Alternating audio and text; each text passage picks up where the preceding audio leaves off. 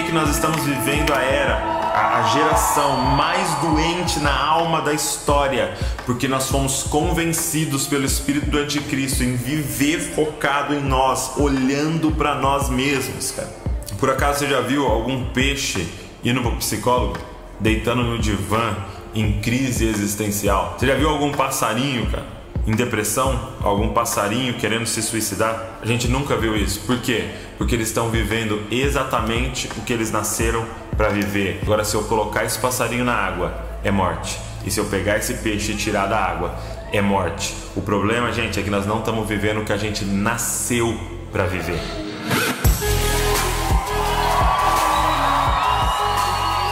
Glória a Deus. Boa tarde. Poxa, que honra, que prazer muito grande estar aqui. Queria agradecer demais a toda a liderança do Jim por esse convite. Agradecer ao pastor Flavinho pelo contato, obrigado. Prazer muito grande poder compartilhar com vocês da palavra de Deus, um pouco do meu coração aí, do que Deus tem feito em nós, através de nós. Meu nome é Douglas, sou lá de Bragança Paulista, interior de São Paulo. Tem alguém de São Paulo aí? Muito bom, muito bom. Glória a Deus. E eu e a Val, sou casado com a Val, tenho 2 filhos, a Luísa e o Davi, e eu e a Val a gente coordena esse movimento chamado Jesus Copy, que prega que você é uma cópia de Jesus na terra, amém? Aonde Deus plantou você, Ele plantou você para você refletir Cristo naquele lugar, e tem sido uma honra poder trabalhar, principalmente através da internet, aí espalhando a mensagem de Deus, o Evangelho, tem sido muito bom. E eu quero compartilhar com vocês uma palavra sem demora. Vamos lá, quem está com fome da palavra de Deus aí? Quem veio para aprender, para ouvir Deus? Abra comigo a sua Bíblia em Gálatas. Gálatas. No verso de número 4. Capítulo 4, perdão. Gálatas 4. E nós vamos ler juntos a partir do versículo 8. Gálatas, capítulo 4, a partir do versículo 8.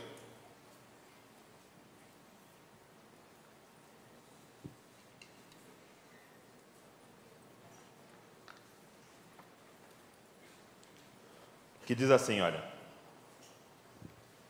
mas no passado, quando não conheciam a Deus, vocês eram escravos de deuses, que por natureza não são deuses. Mas agora que vocês conhecem a Deus, ou melhor, agora que vocês são conhecidos por Deus, como é que estão voltando outra vez aos rudimentos fracos e pobres, aos quais de novo querem servir como escravos? Vocês guardam dias, meses, tempos e ano. Receio que o meu trabalho por vocês tenha sido em vão. Dá uma olhada no capítulo 5, verso de número 2, o que Paulo vai dizer. Ele diz assim: eu, Paulo, lhes digo que, se vocês se deixarem circuncidar, Cristo não terá valor nenhum para vocês. Feche seus olhos. Papai, é com muito temor e tremor, Senhor, que nós estamos aqui nessa tarde, estamos aqui nesses dias, Pai. Papai, nós somos apaixonados por Ti, somos apaixonados pelo Teu Filho, e nós queremos ouvir Tua voz aqui. Papai, nos guia em toda a verdade, envia o Teu Espírito Santo para nos guiar em toda a verdade aqui nesses dias, Pai, para que nós possamos ser libertos pela verdade, Pai. Senhor, nós queremos a verdade, mesmo que a verdade contrarie algumas coisas em nós, no nosso coração, nosso estilo de vida, nós temos fome da verdade, Pai, nós temos sede da verdade, Pai. Então fala com a gente, Pai. Ministro após ministro, fala com a gente, Pai, através da Tua palavra, para que nós possamos Te representar, Senhor, para que nós possamos trabalhar para Ti, viver o ministério, Pai, da forma que o Senhor deseja. No nome de Jesus. Amém. Eu quero ministrar para vocês esse texto de Gálatas. Gálatas, quem escreveu essa carta foi Paulo, a essa igreja, né, que estava ali na região da Galácia, e quem plantou essa igreja aqui foi o apóstolo Paulo. E o que ele fazia? Ele tinha uma equipe apostólica que visitava as igrejas que eles haviam plantado e trazia um relatório para ele de como estava a situação na igreja. Diante desse relatório que chegava, ele escrevia a carta, então, para resolver os problemas que ele encontrava naquela comunidade. Quando você vai ler as cartas, qualquer uma das cartas do Novo Testamento, qual é o desafio? É você descobrir o que estava escrito no relatório. O desafio de ler uma carta a carta sempre traz soluções para questões, para problemas. Então o desafio quando você está lendo a carta é descobrir quais eram os problemas que tinha naquela igreja. E aí então a aplicação que nós temos que fazer se aqueles problemas são iguais aos problemas que a gente vive hoje, ou são problemas da mesma natureza, semelhantes ao que a gente vive hoje. Então estas respostas de Paulo, inspirado pelo Espírito Santo, são respostas para as nossas demandas hoje. É interessante que nessa carta, Paulo, ele tem uma estrutura um pouquinho diferente, porque na maioria das cartas, Paulo usa uma técnica que eu indico você usar na sua vida. Paulo usa uma técnica chamada do sanduíche, né? Quem já ouviu falar da técnica do sanduíche? É mais ou menos assim, você precisa dar uma bronca em alguém, você precisa chamar a atenção de alguém. O que você faz? Começa elogiando a pessoa, fala coisa boa dela, dá a bronca e termina elogiando e falando que ela é maravilhosa. Entendeu? Essa era a técnica de Paulo. Ele começava a falar, graça e paz, aqui é Paulo, o irmão, graça e paz santos e tal. Eu estou muito encorajado pelas notícias que eu recebi de vocês, e que vocês são não sei o que, blá blá blá. E aí de repente ele vinha, plá! E já mandava no meio, entendeu? Mas eu estou ouvindo que entre vocês tem gente fazendo isso, aquilo, expulsa, não come nem com ele, pelo amor de Deus, e tal. Mas vocês são maravilhosos. Então, o Tito está mandando um abraço, o Timóteo está mandando um abraço, eu quero muito ir aí. Então era a técnica do sanduíche. Ele sempre começava com uma palavra de encorajamento e depois ele então dava a exortação. Em Gálatas, Paulo está tão indignado com essa galera que ele não usa o sanduíche, ele já começa na exortação. Ele fala graça e paz e pá, já começa a mandar a letra. E é interessante isso, porque qual era o problema que Gálatas estava vivendo? Porque você pode pensar assim, cara, será que o problema que eles estavam vivendo era maior do que o problema, por exemplo, que Corinto estava vivendo? Pô, a galera de Corinto estava se dividindo, tinha facção dentro da igreja, tinha a galera de Paulo, a galera de Cefas, a galera de Apolo, a galera de Jesus, tinha facção dentro da igreja. Pra você ter uma noção, em Corinto estava tendo problemas sexuais no meio da igreja, tinha um cara que estava dormindo com a madrasta, com a esposa do pai dele. E ele faz tranquilinho ali, começa a carta de Corinto, elogiando os caras, e depois vai para a exortação. Agora em Gálatas, ele usa esse termo no capítulo 1, eu estou chocado. Eu estou chocado com o que está acontecendo neste lugar. O que eles estavam vivendo que era pior do que o Corinto estava vivendo, que Éfeso estava vivendo, do que as outros lugares estavam vivendo. E é exatamente o que a gente leu aqui. O que eles estavam vivendo é que falsos mestres estavam penetrando a igreja. Eles estavam entrando no meio da igreja com um ensinamento, que ele chama de um outro evangelho, mas que na verdade nem é evangelho. E o que era esse outro evangelho? Eles estavam pregando que a cruz, ela salva, a graça traz salvação, mas não ela sozinha, é a graça mais alguma obra que traz salvação. O que eles estavam dizendo é sim, Jesus é o Messias, ele morreu na cruz, ele morreu pelo perdão dos pecados, mas você precisa associar Jesus mais a circuncisão. Você precisa associar Jesus mais guardar o sábado. Você precisa associar Jesus mais fazer as festas judaicas. Você precisa associar a graça dele mais algum esforço seu para então você ser salvo. E essa era a mensagem que eles estavam pregando, que essa igreja estava aceitando e que Paulo estava chocado com aquilo.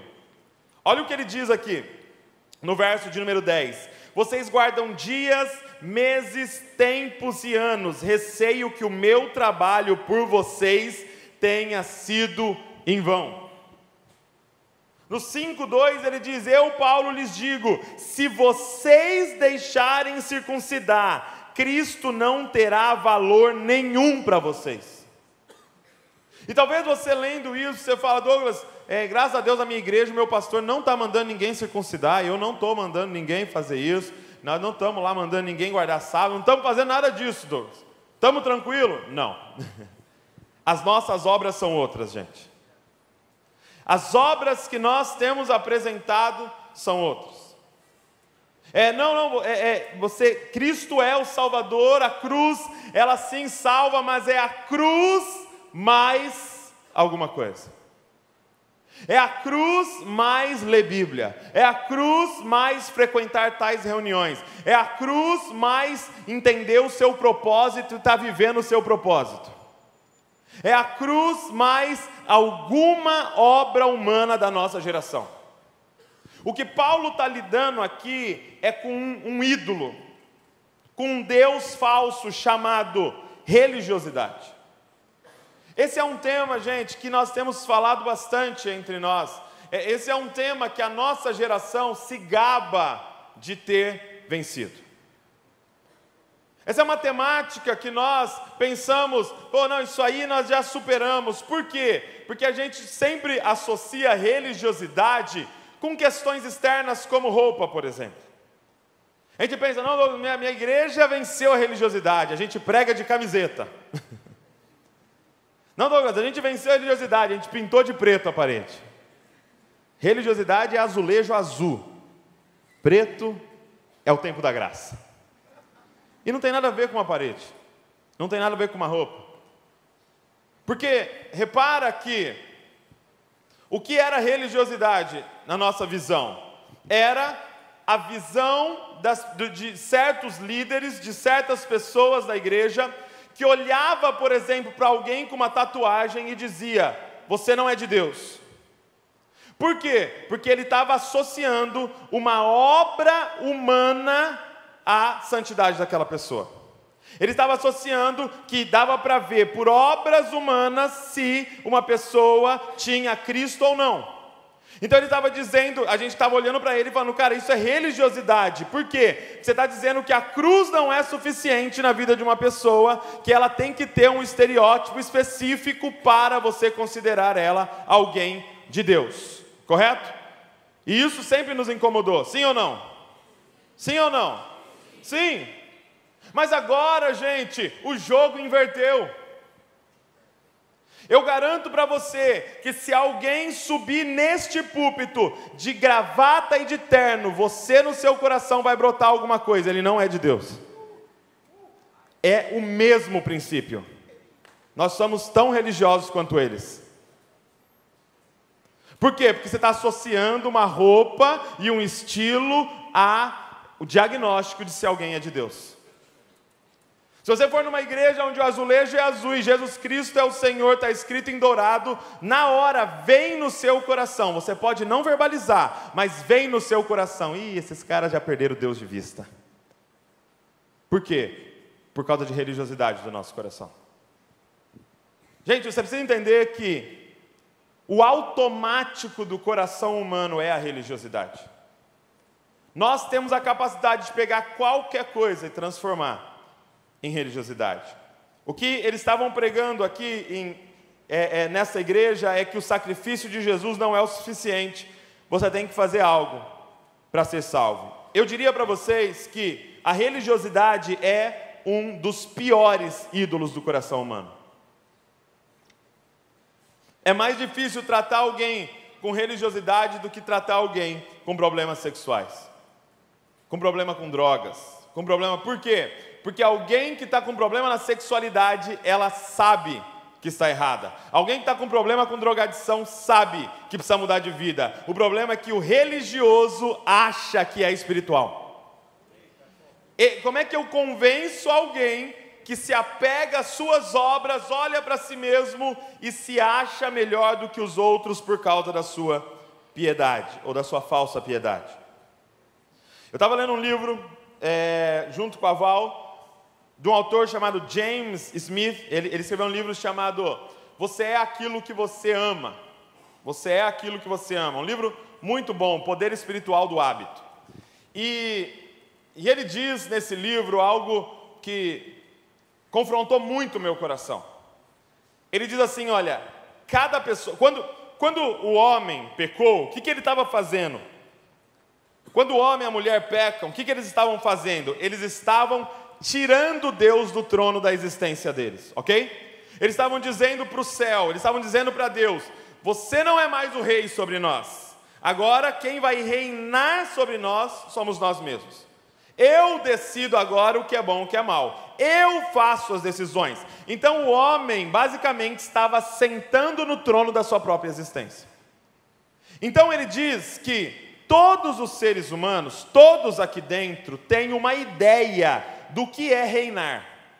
Ok? Então você tem no seu coração uma ideia do que é reinar. Quando que você se sente reinando? Essa é a pergunta. Em qual situação você, a sua alma, o seu coração se sente reinando? Tem pessoas que se sente reinando quando sai da loja com as sacolas na mão, sabe? Uau!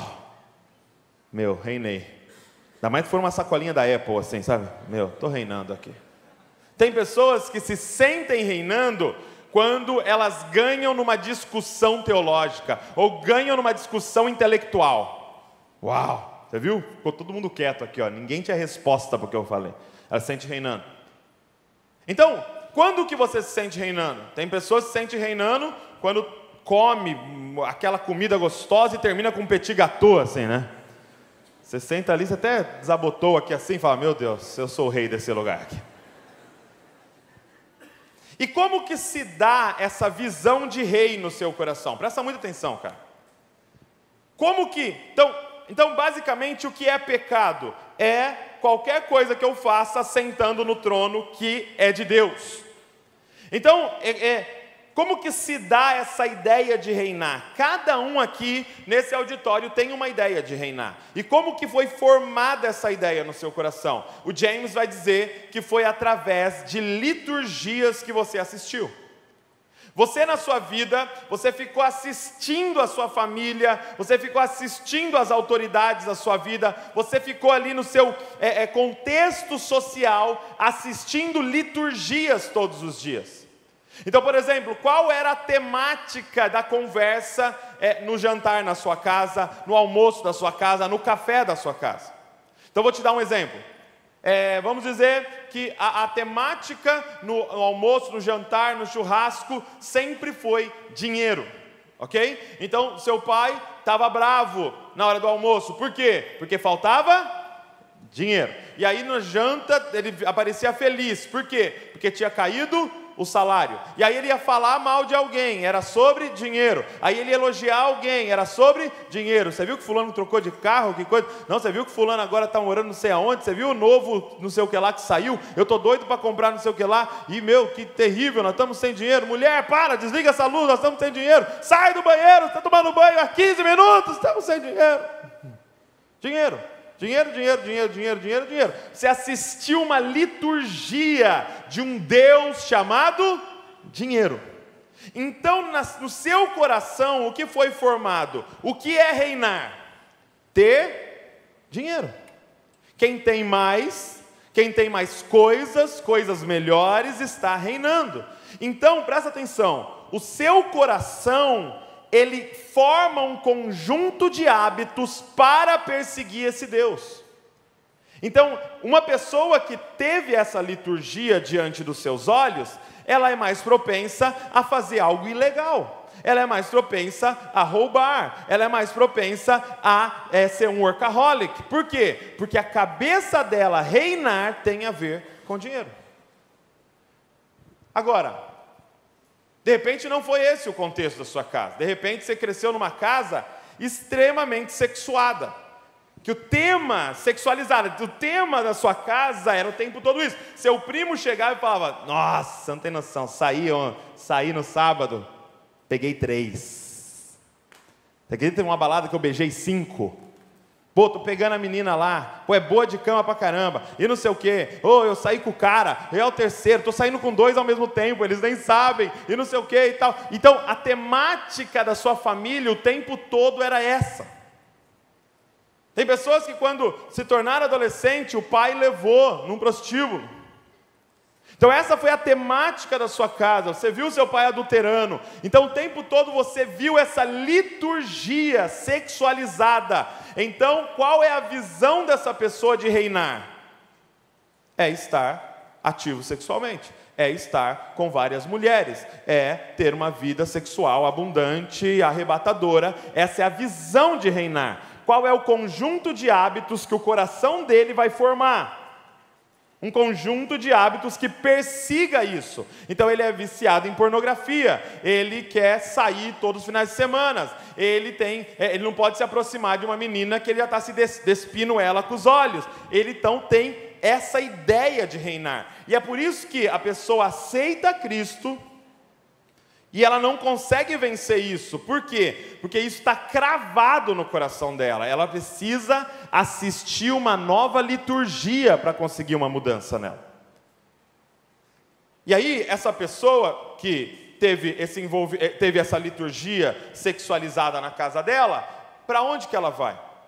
Ela vai para isso que eu falei, para um vício em pornografia, quem sabe uma homossexualidade, ou algo de sexualidade fora do casamento.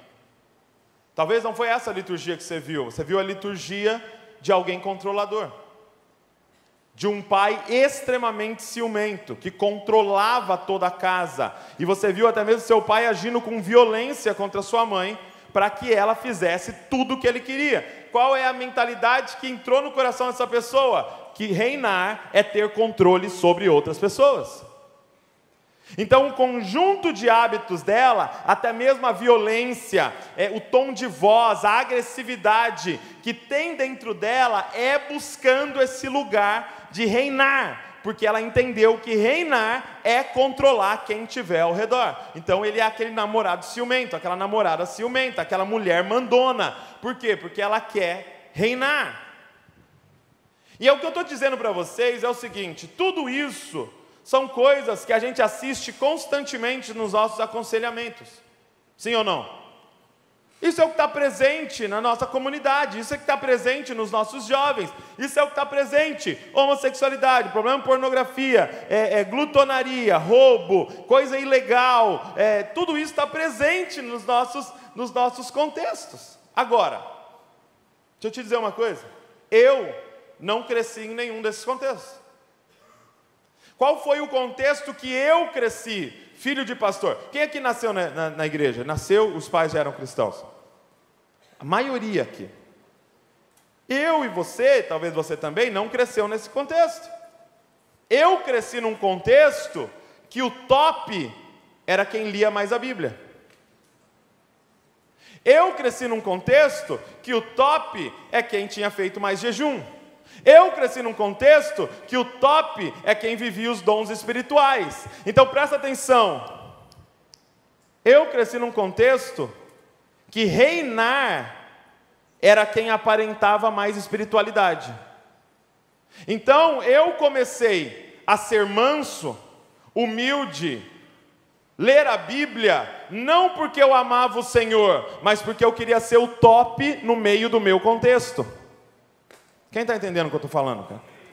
Então entenda uma coisa: aquele cara que está no motel deitando com uma prostituta, aos olhos de Deus não é diferente de alguns que estão fazendo curso de teologia, porque ambos querem a mesma coisa, reinar, eles só cresceram em liturgias diferentes.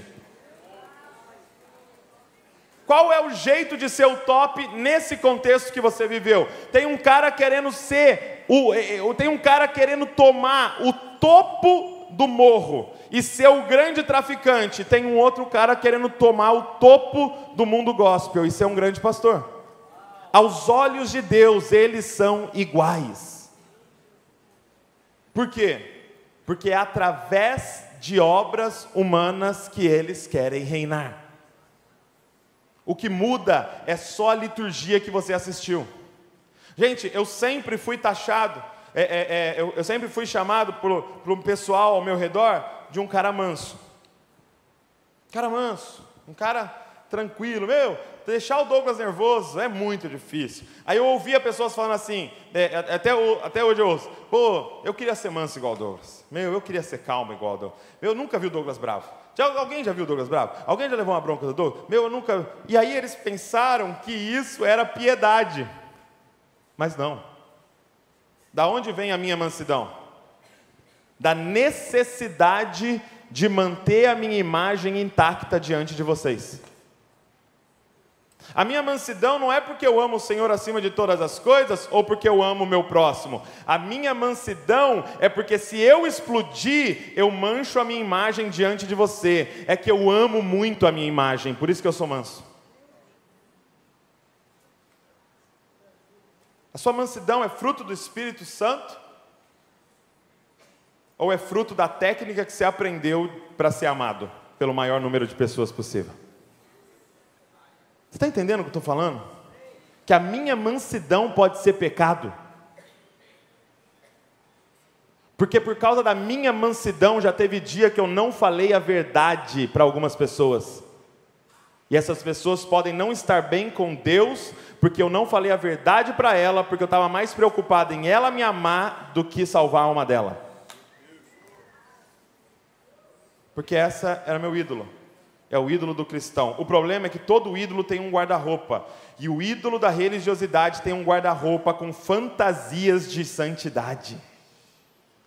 E ele vem vestido de santidade. É por isso que é tão difícil arrancar isso do coração das pessoas.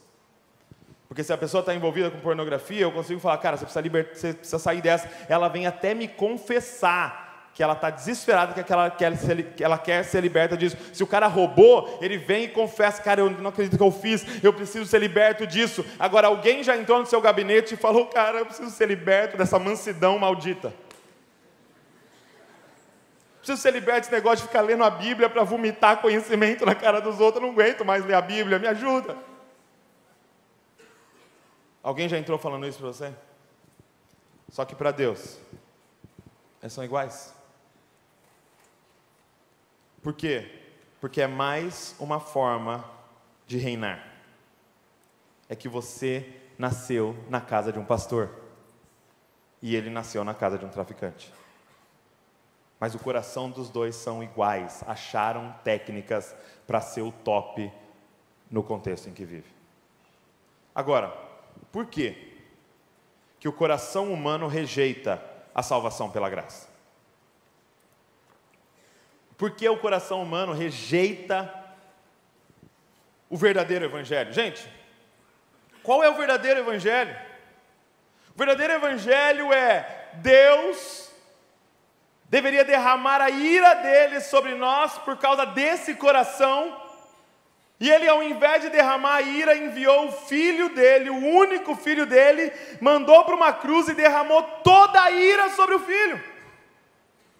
E o filho troca de lugar com a gente, recebe toda a ira de Deus, e agora toda a graça de Deus cai sobre nós. Tem notícia melhor que essa? Nós fomos salvos pelo sacrifício de Jesus, e o sacrifício dele foi suficiente. Ele terminou dizendo, está consumado, acabou. Tem notícia melhor que essa? Então a minha pergunta para vocês é, por que o nosso coração, se nós deixarmos no automático, rejeita essa mensagem? Por que os crentes da Galácia já estavam indo para outro evangelho? Por quê? E eu quero apresentar 2 motivos para vocês. Primeiro, porque a salvação 100% através de Jesus Cristo tira o nosso controle, e nós temos uma necessidade de controlar. O problema é que se eu aceitar esse verdadeiro evangelho, significa que eu não tenho controle sobre essa situação da minha vida, e eu não aguento não ter controle. Gente, por que nós estamos numa crise de ansiedade, de depressão na nossa geração? Porque é uma crise de controle. Você quer controlar, e aquilo que você não consegue controlar, você entra numa ansiedade absoluta. Por quê? Porque você quer controle de todas as coisas. Agora, da sua salvação, você não tem controle nenhum. É 100% Ele. Eu posso perguntar assim, qual foi o dia que você aceitou Jesus? Mas na moral, a pergunta é, qual foi o dia que Jesus aceitou você? Porque aquele dia que você estava naquele culto, seu coração foi movido, você levantou a mãozinha, era Ele te atraindo com cordas de amor, sempre foi Ele. A Bíblia diz que nós estávamos mortos em nossos pecados e delitos. Quando que você viu um morto levantando a mão e falando, eu quero? Você levantou a mão, você já tinha sido ressuscitado, meu irmão. Se você quis Ele, o seu coração já tinha sido trocado. Ele escolheu você, Ele veio atrás de você, a graça te alcançou, cara. Não tem controle. Por que o nosso coração rejeita? Porque nós queremos o controle que está na mão de Deus. Nós queremos dizer, não, realmente Deus é maravilhoso, mas eu sou bonzinho também, viu? Você quer ver como isso é verdade em nós? Quem aqui já usou a seguinte frase? Você olha para alguém que vem dar um testemunho, sei lá, um ex-assassino, não sei do que, um ex-travesti, não sei das quantas, você fala, meu Deus, que obra gigantesca que Deus fez na vida dele. Não tem problema falar isso. O problema é que nas entrelinhas dessa frase está assim, e que obra pequena foi na minha? Sim ou não? Meu Deus, você ficou sabendo que fulano foi salvo? Você viu a mudança na vida dele? Ali Jesus deve ter usado uns 50 litros de sangue para salvar ele. Na minha, umas 2 gotas já deu uma salvada. Por quê? Sou filho do pastor, né? Quando eu acho que a obra foi grande no do outro, é porque eu acho que a obra foi pequena na minha. Só que quem mais foi perdoado, mais ama. Quem menos foi perdoado, menos ama. É por isso que você não é tão intenso quanto aquela prostituta que se converteu. Porque você acha que você devia menos que ela. Só que a gente deve igual. Presta atenção aqui numa coisa. A Bíblia diz que as suas boas obras são trapos de imundícia diante de Deus. Ou seja, sabe o que é trapo de imundícia? É um absorvente menstruado. Deus está falando, essa sua leitura bíblica é um absorvente menstruado. Gente, você está entendendo que você está diante de um Deus santo, santo e santo. Não tem nada que você possa fazer que se aproxime da santidade dele. Gente, a mulher mais piedosa desse auditório não tem diferença nenhuma com a prostituta mais promíscua do Rio de Janeiro sem a graça de Deus. Nenhuma. Tudo trapos de imundícia as nossas obras. É somente através dele que nós podemos abordar um Deus santo, santo e santo. É só através do sangue de Jesus que é possível dizer Abba e ser ouvido. E não ser esmagado pelo nosso coração. Gente, nós temos a capacidade de pegar qualquer coisa boa e transformar em pecado. Qualquer coisa. Pensa na coisa mais nobre que existe. Vamos lá. Missões. Tem algo mais nobre que missões? Pô, missões, cara. Ir para os povos. Eu tenho vontade de ir para os povos não alcançados. Aí o cara, não, eu vou dar minha vida para ir para os povos não alcançados. De repente ele já começa. Você já viajou para missões? Não. Não, né? E se diz evangélico.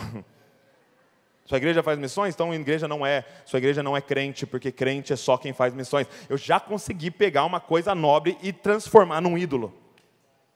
Evangelismo. Dons espirituais. Você fala em línguas? Aleluia. Não fala em línguas. Qualquer coisa, cara. Eu lembro que esses dias, um tempo atrás aí, eu estava orando. Eu estava lá em casa, eu falei, eu vou tirar esse período de oração aqui, eu estava orando. Aí eu gosto de ficar andando assim, não sei você, né? Eu fico andando de um lado para o outro assim, né? Tipo marchando assim. Senhor, e tal. E eu estava orando, eu falando com a minha listinha ali, orando por aquilo. Quando deu assim uns 40 minutos, eu falei, nossa, estou orando bastante aqui, meu. Eu acho que tem gente que não está orando igual eu assim não, cara. Falei, droga, já pequei! Sem ele, meu irmão, nem oração. O problema é que nós gostamos de ter o controle.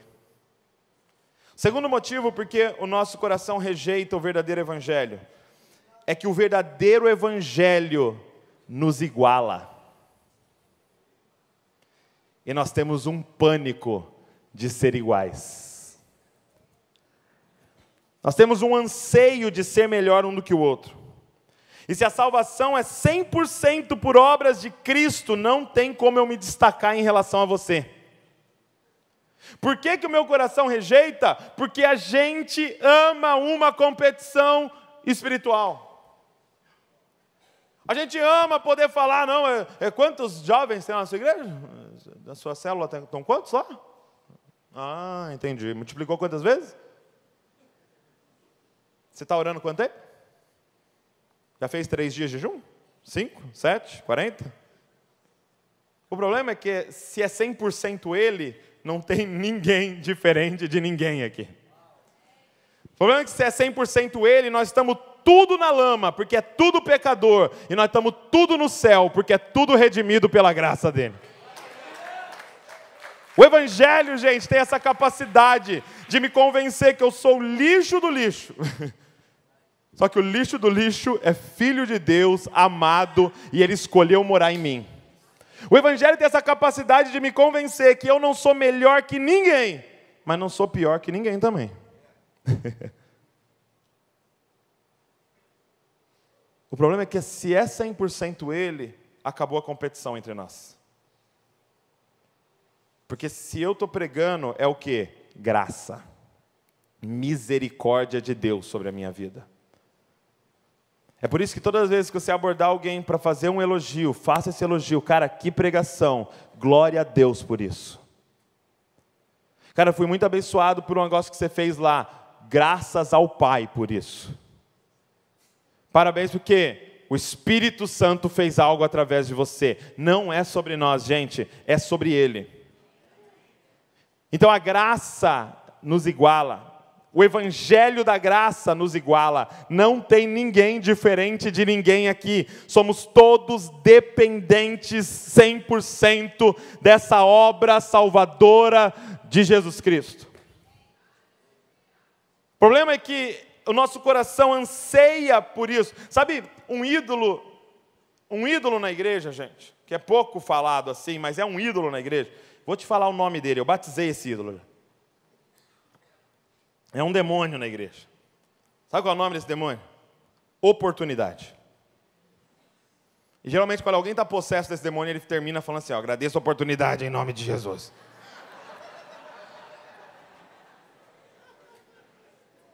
Esses dias um cara chegou para mim e falou assim, Douglas, minha igreja, cara, meu Deus do céu, está muito ruim na minha igreja. Meu pastor, sabe o que meu pastor fez, não sei o que lá, não sei o que lá? Você acredita que esses dias ele pregou não sei o que lá? E você acredita que ele...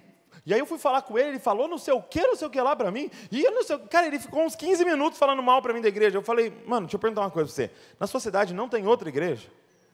Aí ele falou, tem outra igreja e tal. Eu falei, cara, muda de igreja. Não tem só uma. Deus não deixou só uma exatamente por isso. Muda de igreja. Aí ele falou, não posso mudar. É porque lá eu tenho oportunidade. Lá às vezes eu canto de domingo. Lá às vezes eu dou uma palavrinha no congresso. Lá às vezes eu dou uma saudação. Lá às vezes eu tenho oportunidade. A oportunidade se tornou um ídolo. Por quê? Porque é a oportunidade de eu aparecer no meio da galera.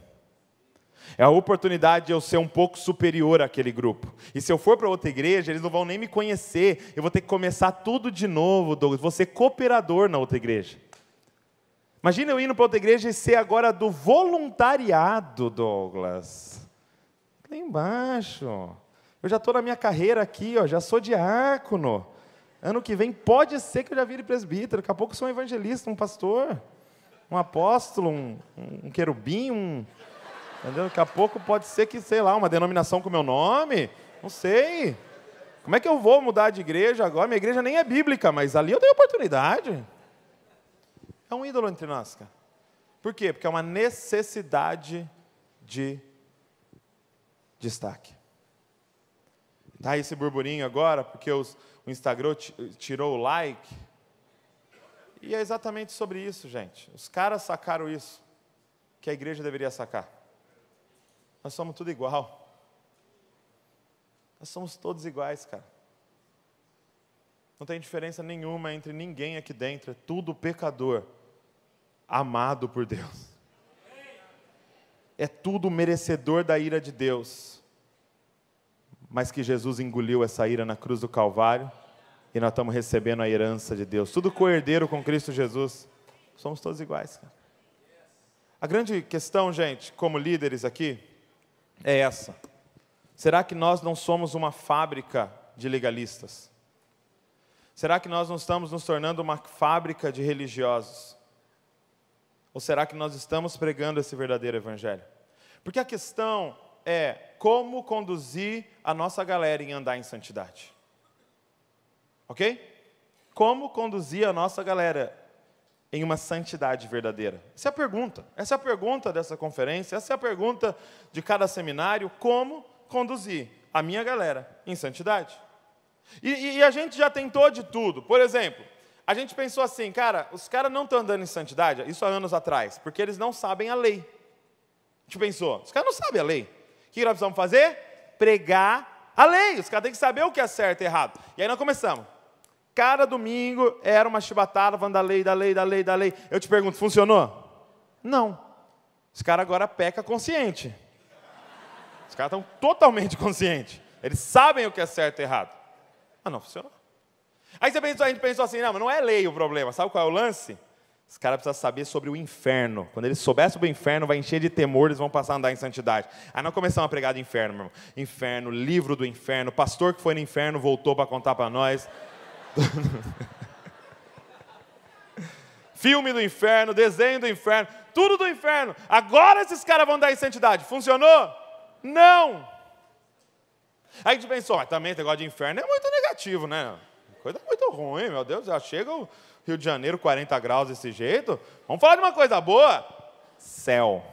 Os caras precisam saber sobre o céu. Se eles souberem sobre o prêmio, eles vão andar em santidade. A gente começou a pregar do céu, e o menino do céu, e eu não sei o que lá do céu, e tal. E pastor que também foi no céu, voltou também para falar para a gente, rua de ouro, as portas de pérola, e tal. E contamos tudo, a morada, né, tudo que tinha no céu. Funcionou? Não. Por quê? Porque a gente, com nada disso, você resolve a raiz do problema. A raiz do problema é o coração humano focado em si mesmo. A raiz do problema é você sentado no trono. E quando você anda em santidade para ir para o céu, quem está no centro?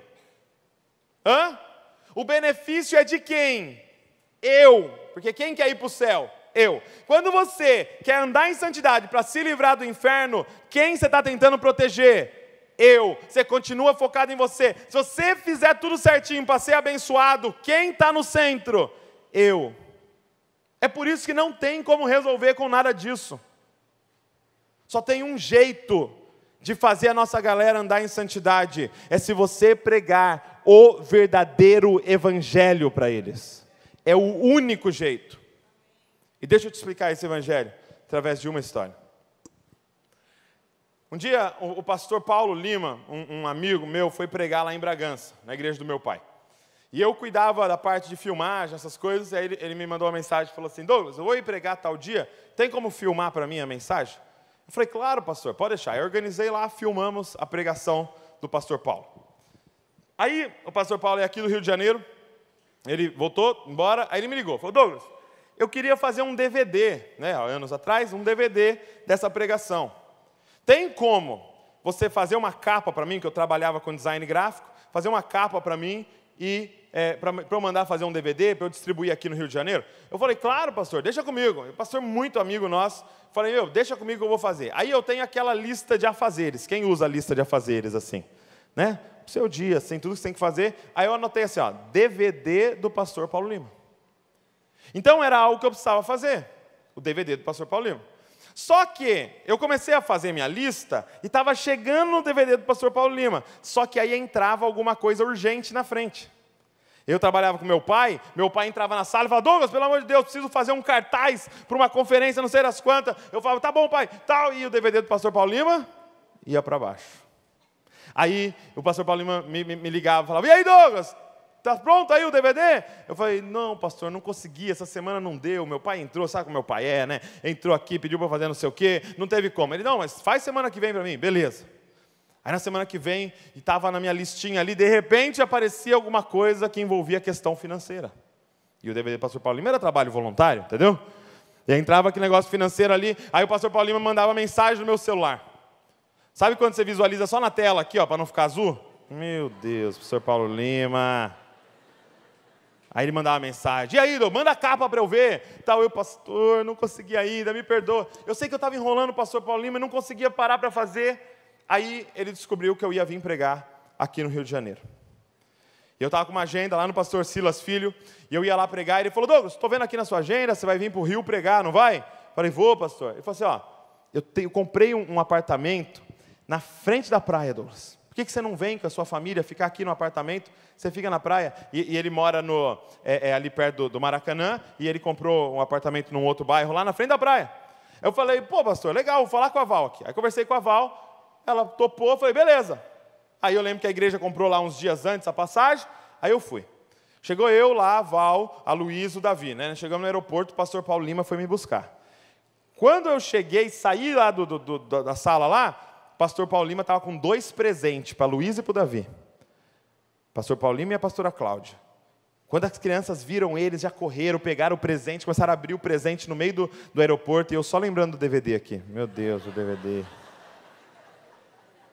Aí os 2 abriram os presentes assim e tal, aí beleza. Aí ele pegou e levou a gente para almoçar. Aí levou a gente para almoçar, almoção, churrascaria bacana ali, comida japonesa, aquelas comidas toda. Chegou no final, ele pagou a conta. Pum, eu falei: DVD, cara. Aí levou nós para conhecer o Rio de Janeiro, né? Colocou nós no carro e começou a ir em todos os lugares. Nos pontos turísticos, no bondinho, no Cristo Redentor, fomos assaltados. Então, tô brincando, fomos assaltados. Brincadeira, calma.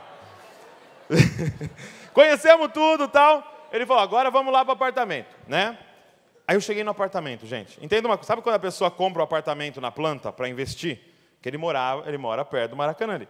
Ele comprou na planta para investir. Ninguém morava lá. Quando eu cheguei no apartamento, eu percebi que ele tinha comprado móveis para eu ficar lá. Eu falei: pastor, não precisava fazer isso, pastor. Não, é importante aqui para vocês ficarem. Eu ia precisar mesmo, tal, não sei o quê. Eu ia ficar 4 dias lá. Quando eu vi, ele tinha assinado internet rápida e TV a cabo. Eu falei: pastor, não precisa não. Como é que vocês vão ficar sem assistir televisão aqui nesses 4 dias? Verdade, né? Vamos morrer. Se não bastasse, gente, o pastor Paulo Lima ele aparecia às 9 da manhã no apartamento e fazia café da manhã para nós. Mas, meu irmão, pensa assim: tapioca, mandioca. Ele trazia pão doce, pão salgado, café, chocolate. Ele fazia um café de um hotel, assim, ó. Aí levou nós para a praia. E entenda, o pastor Paulo Lima é dono de uma empresa de ar-condicionado. Ele cuida dos ar-condicionados da Rede Globo. E ele deixou durante a semana a empresa para ir para a praia comigo e fazer castelinho de areia para minhas crianças. Ele me levou para pregar lá no pastor Silas Filho. Preguei, ele ficou na banca vendendo livro para mim. Terminou o tempo que eu estava aqui, ele me levou para o aeroporto. Chegou no aeroporto, eu falei: pastor, pode me deixar aqui no desembarque? Não, vou estacionar, vou entrar com você. Entrou comigo, fez check-in comigo, tomou mais um café comigo. E aí eu lembro que, ele só me largou quando eu entrei no aeroporto, aquela parte que fica um guarda na porta, que só quem tem passagem pode entrar, sabe? Mas ele ainda ficou lá fora assim, ó.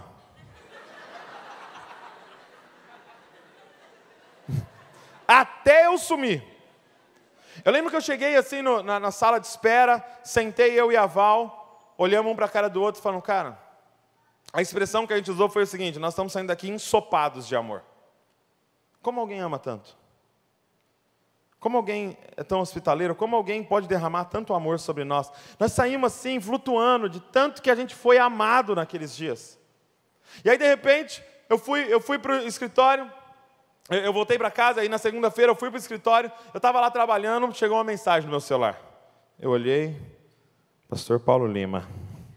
Eu lembro até hoje, gente, estava assim: ô Douglas, será que dá para fazer aquele DVD para mim? Eu te pergunto, você acha que eu fiz? No mesmo dia. Agora presta atenção nisso aqui para a gente encerrar. Por quê? Porque naquele dia eu não queria fazer o que era urgente. Naquele dia o topo da minha lista não era fazer o que dava dinheiro. Naquele dia, o topo da minha lista não era fazer o que o Douglas queria. O topo da minha lista era fazer a vontade daquele que me amou primeiro. Eu não estava fazendo porque eu ia ganhar nada, eu não estava fazendo por causa de mim. O meu coração estava agora invertido. Por quê? Porque agora o meu coração queria fazer a vontade daquele que me amou primeiro. Deixa eu te falar uma coisa. Meu Deus. Presta atenção, como inverter a lista no coração de alguém? Como colocar Deus em primeiro lugar na vida de alguém? Não é pregando o céu, não é pregando o inferno e não é pregando a lei. É pregando sobre aquele que amou eles primeiro, cara. Quando eles descobrirem aquele que amou eles enquanto eles eram inimigos da cruz, o coração deles vai inverter a lista, e eles vão passar o dia pensando, como fazer a vontade daquele que me amou primeiro, como fazer a vontade daquele que me amou primeiro, o que eu posso fazer por aquele que me amou primeiro, cara. Só tem um jeito, é contando para eles uma notícia. Vocês eram devedores, cara. E por causa dessa dívida vocês seriam condenados eternamente. Mas Deus enviou o único Filho dele para pagar essa dívida no lugar de vocês. E mais do que pagar essa dívida, fazer de vocês co-herdeiro da riqueza dele. Essa é a notícia. O dia que essa notícia entrar no coração da sua galera, se prepara para uma onda de santidade no meio deles, cara. Se alguém está em pecado, presta atenção. Não vá para casa e revise a lei. Vá para casa e revise o amor de Deus por você. Quando nós começamos a pecar, é porque esquecemos de quão amados somos. E estamos com fome daquilo que Deus tem para a gente comer. Você precisa relembrar diariamente. É por isso que Jesus termina a última reunião com eles dizendo assim: quando vocês pegarem esse pão, quando vocês pegarem esse cálice, lembrem-se. Lembrem-se, lembrem-se, porque no automático seu coração vai para a religiosidade, por isso todas as vezes, lembrem-se, lembrem-se, lembrem-se daquele que amou vocês primeiro, e vivam a partir dessa notícia. Santidade, gente, não é conquistar o amor de Deus, santidade é entender o quanto você é amado por Deus e viver em gratidão a esse amor. Santidade é a nossa forma de gritar para Deus: nós somos gratos por aquilo que você fez por nós primeiro. Fica de pé no seu lugar, eu quero orar junto com vocês.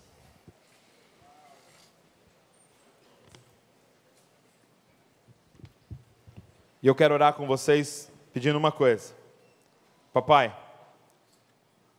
nos dá 1000 maneiras, é a oração que eu faço constantemente. Senhor, me dá 1000 maneiras de pregar o Evangelho. Senhor, me dá 20.000 histórias para pregar o Evangelho. Senhor, me mostra 30.000 textos para eu pregar a mesma coisa, o Evangelho, porque é a única coisa capaz de transformar o coração humano. Eu quero que você se junte comigo nessa oração, pedindo para Deus a capacidade de proclamar o verdadeiro Evangelho naquela galera que você está cuidando. Feche seus olhos comigo. Pai, nós estamos diante de Ti hoje aqui, Pai, e nós fomos confrontados nesse ídolo da religiosidade, Pai. Pai, nos perdoa se em algum momento nós deixamos o nosso coração no modo automático, Pai, e voltamos, Pai, para a forma antiga de ver a vida, Pai. Nos perdoa, Pai, se muito da nossa piedade é uma falsa piedade, Senhor. Nos perdoa se muito da nossa santidade, na verdade, é uma tentativa humana de reinar, Senhor. Senhor, não nos deixe sair do Seu Evangelho, Pai. Não nos deixe ir para outro Evangelho, mas nos ajuda a permanecer durante todos os anos da nossa existência, firmados no verdadeiro Evangelho, Pai. De que todo o mérito é Teu, toda a graça é Tua, Tu és suficiente e nada precisa ser adicionado à Tua cruz, Pai. Nós dependemos completamente de Ti, Senhor. Não há nada em nós, Pai. Não há nada em nós para oferecer, Pai. Por isso, Espírito Santo, eu quero Te pedir, junto com todos esses líderes, nos dá 1000 maneiras de pregar o Teu Evangelho, Pai.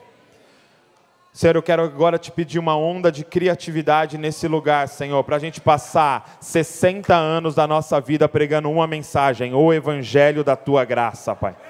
Senhor, nos dá uma forma de pintar para as pessoas, para que você apareça diante delas através das nossas palavras. Senhor, enquanto a gente prega, que a cruz apareça diante dos olhos delas, Pai. Senhor, nos dá uma maneira de falar e as pessoas se sentirem abraçadas por um Pai de amor, Senhor. Nos dá uma maneira, Senhor, de abrir a boca e uma tsunami de graça invadir os lugares, Pai. Para que as pessoas saiam de lá amadas por Ti, Senhor, e reinando, não porque são boas, mas porque estão assentadas contigo nas regiões celestiais, Pai. Pai, nos dá a capacidade de pregar o Evangelho, Pai. Abre os nossos olhos para enxergar o Evangelho em cada texto das Escrituras, Pai. Nos faz atalaias, Senhor. Nos faz pregadores do Evangelho, Senhor. Não nos deixe, Senhor, produzir legalistas, Senhor. Não nos deixe produzir religiosos, Pai. Mas que o nosso coração sempre tenha no topo. Mas que o nosso coração sempre tenha no topo da prioridade, Pai. Fazer a vontade daquele que nos amou primeiro, Pai. No nome de Jesus. Amém e amém. Deus abençoe vocês. Foi uma honra muito grande.